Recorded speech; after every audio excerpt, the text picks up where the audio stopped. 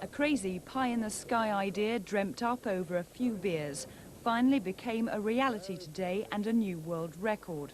The task for balloonist and skydiver Ian Ashpole from Ross On Wye was this: to walk between two hot air balloons along a 15-foot stainless steel rope just 1.5 inches wide at 10,500 feet.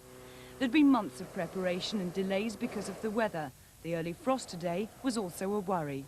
We've got problems with the bar at the moment. It's icing up because it is very cold, so I'm trying to find ways of stopping it icing up, which, if it is icy at altitude, it's going to be very difficult to walk across without falling. A steel rope had to be used because a normal tightrope wouldn't keep taut between two unpredictable hot air balloons, and the skills of the balloon pilots would also be vital. So you have to make sure the balloons are going up at the same temperature, otherwise one balloon's going to outclimb the other and effectively drag the other one into the sky. So we have to concentrate on keeping the balloons at the same height throughout the flight.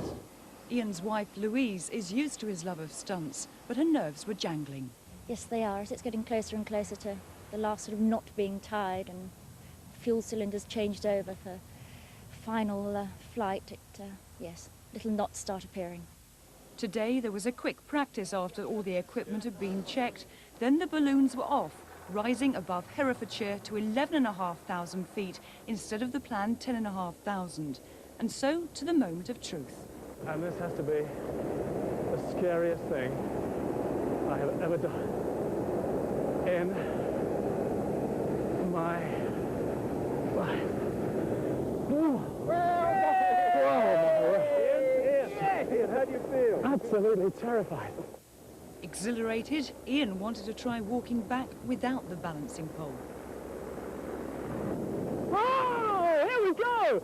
Into people! I'm out! And he's never happier than when he's falling, flying or floating through the skies.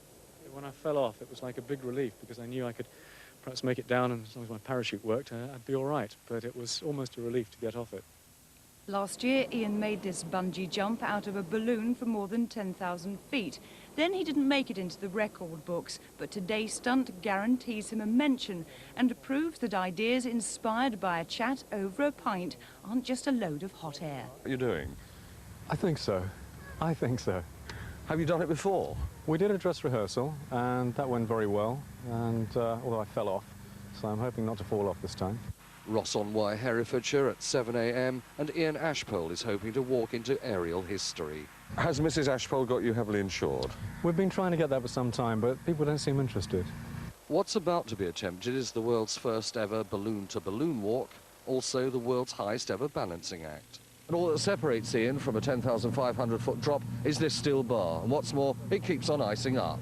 It's going to be quite tricky. We've got to keep the balloons flying together in perfect harmony all the way up. And in fact, we've practiced once or twice, and it's a very hard job. The balloons do tend to spin about and not keep to the same height. Point of no return. Point of no return? Yes, absolutely. That's, we're going to go and do it now. Conditions look great. There's no reason why we shouldn't. See you when you get back. Thanks very much. Last year, he bungee jumped 12,500 feet from a balloon. Today, he hopes to walk the 15-foot-long bar twice. Do you ever wonder why he does this? Often. Does it worry you?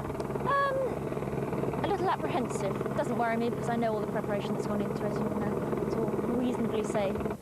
Half an hour on and drifting at nearly 11,500 feet over Herefordshire, a record is made. On the return leg, though, a slightly rehearsed slip. And that went all right, apart from being a little unnerving. And having got across, I thought we'd try it without the balancing bar. And that was a mistake. They're already...